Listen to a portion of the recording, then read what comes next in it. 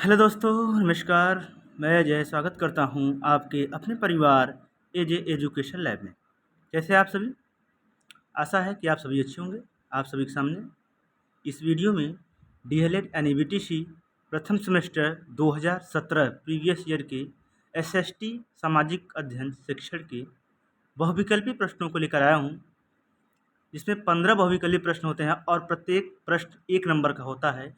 तो इन प्रश्नों को आंसर सहित सॉल्व करेंगे, हल करेंगे। तो चलिए करते हैं शुरू प्रश्नों को। तो आइए पहला प्रश्न देखते हैं। पहला प्रश्न है, संसार का पहला पालतू पशु था? क्या घोड़ा था, कुत्ता था, गाय थी या बकरी? तो इस 4 विकल्प में सही विकल्प का चयन करेंगे कि संसार का पहला पालतू पशु कौन था। ठीक है, तो इस प्रश्न का सही विकल्प होगा ऑप्शन ब, कुत्ता। ठीक है, चलते हैं नेक्स्ट क्वेश्चन पे। दूसरा प्रश्न है, पहिए का आविष्कार हुआ था? किस काल में हुआ था पहिए का आविष्कार? पूरा पाषाण काल में हुआ था, मध्य पाषाण काल में हुआ था, नव पाषाण काल में हुआ था या धातु काल में हुआ था? तो इस प्रश्न का सही विकल्प चयन करेंगे आप सभी। तो इस प्रश्न का जो सही विकल्प होगा ऑप्शन स, नव पाषाण काल। ठीक है, चलते हैं नेक्स्ट क्वेश्चन पे। प्रश्न नंबर तीसरा लेते हैं।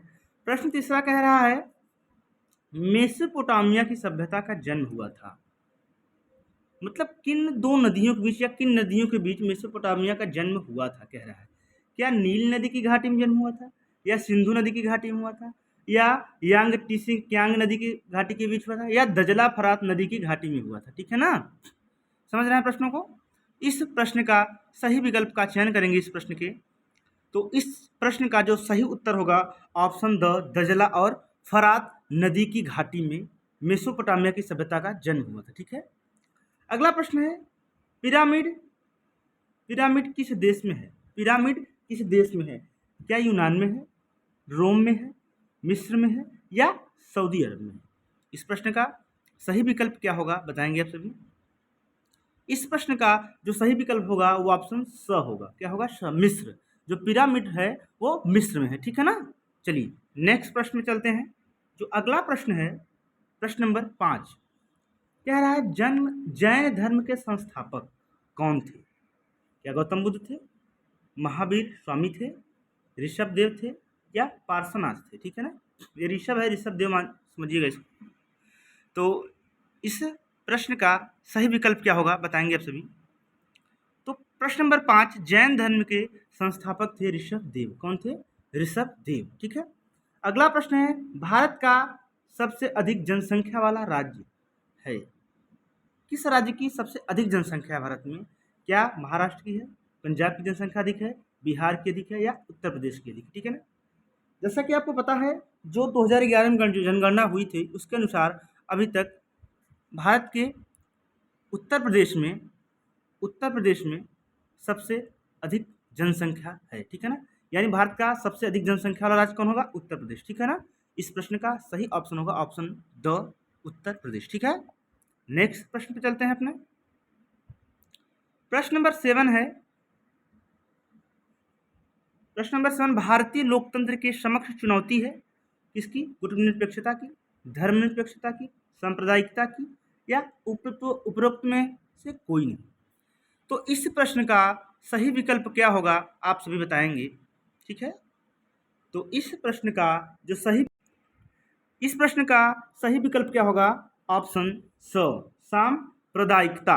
भारतीय लोकतंत्र की समक्ष चुनौती किसकी है? सांप्रदायिकता की। ठीक है ना, ठीक है, चुनौती सांप्रदायिकता।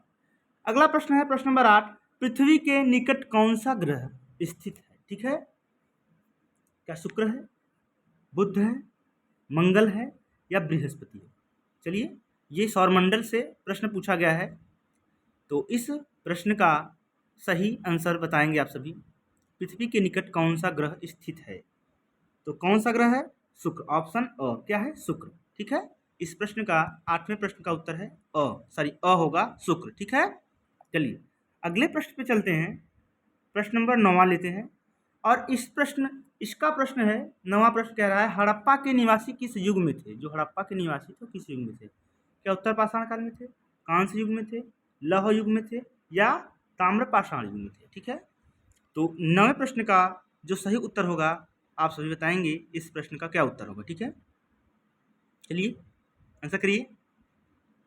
तो जो 9वें प्रश्न का उत्तर होगा बेटा वो होगा ताम्रपाषाण युग में। ठीक है ना, हड़प्पा के निवासी किस युग में थे? ताम्रपाषाण युग में। ठीक है, प्रश्न नंबर 10। प्रश्न नंबर 10 कह रहा है वेद का शाब्दिक अर्थ है।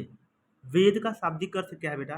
क्या पवित्र है, क्या ज्ञान है, क्या पूजा पाठ है, या ईश्वर की स्तुति? ठीक है, तो इसका बताएंगे आप सभी कि इस प्रश्न का उत्तर क्या होगा।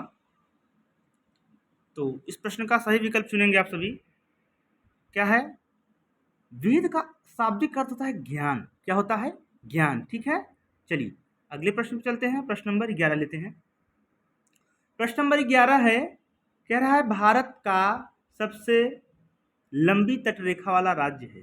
देखिए भारत की जो तट रेखा है बेटा वो सबसे लंबी क्या है? एक ट्रिक है उसका, गैट। क्या है? GAT ना, जी है यानी गुजरात। क्या है? गुजरात। सबसे जो लंबी तटरेखा है किसकी है? ये गुजरात की है। ठीक है ना, तटरेखा यानी जो समुद्री रेखा है, यानी जो सीमा साझा करते हैं समुद्र से, वो सबसे अधिक गुजरात की सीमा साझा करती है समुद्र से। ठीक है ना, समझ है? फिर आंध्र प्रदेश से और फिर तमिलनाडु से। ठीक है ना, ठीक है, चलिए अगला प्रश्न है, कैनियन दर्रा का निर्माण होता है। देखिए ये प्रश्न थोड़ा सा डाउटफुल है। ठीक है, और इसका प्रश्न हमने NCERT में भी देखा तो कुछ अलग टाइप के मिल रहा था इसका आंसर, लेकिन मेरे हिसाब से कुछ जो इसको क्लू मिला है नदियों द्वारा होना चाहिए मेरे हिसाब से, लेकिन इसको आप डाउट में रखेंगे। ठीक है ना, लेकिन आप मान के चलेंगे इसको ही, डाउट में चलें रखेंगे इसको। आप अगर आपके पास इसका आंसर होगा तो जरूर बताएंगे कमेंट बॉक्स में। ठीक है, चलिए नेक्स्ट प्रश्न पे चलते हैं। प्रश्न नंबर 13, वायुमंडल में किस स्तर में सर्वाधिक मौसमी घटना घटित होती है? आपको पता है वायुमंडल की 5 परत है। कितनी परत है?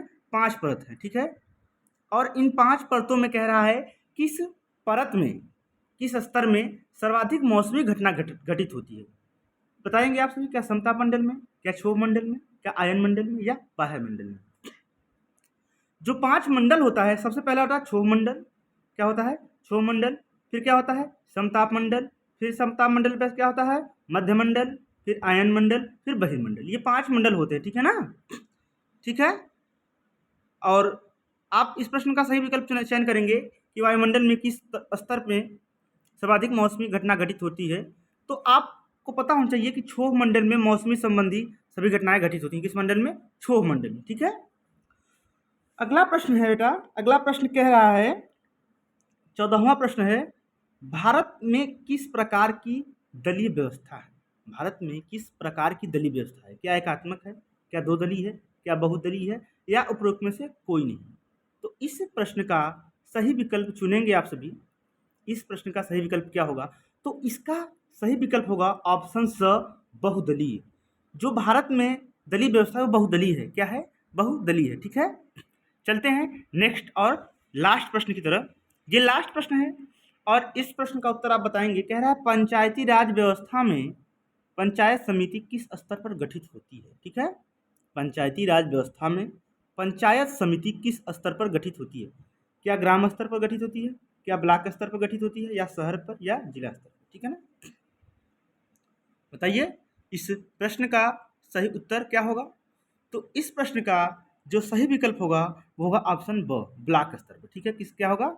ब्लॉक स्तर। ठीक है ना, अगर आपको वीडियो पसंद आई हो, कंटेंट अच्छा लगा हो, आपको समझ में आया हो, तो चैनल को प्लीज़ लाइक शेयर सब्सक्राइब जरूर करें, अपने मित्रों के पास शेयर जरूर करें। आगे ऐसे ही DLED के सभी प्रीवियस ईयर प्रश्नों को हल किया जाएगा। अभी मात्र ये बहुविकल्पी प्रश्न है, इसके बाद लघुत्तरीय और अति लघुत्तरीय प्रश्नों को, सभी विषयों के प्रश्नों को हल किया जाएगा। ठीक है, तो आप सभी को अगर अच्छा लगे तो प्लीज़ लाइक शेयर सब्सक्राइब जरूर करेंगे, और अच्छे अच्छे कंटेंट मिलेगा आपको, मैथ के अच्छे अच्छे कंटेंट मिलेंगे, हर सब्जेक्ट के मिलेंगे। तो प्लीज़ अगर अच्छी लगी तो लाइक शेयर सब्सक्राइब जरूर करेंगे। इसी के साथ धन्यवाद।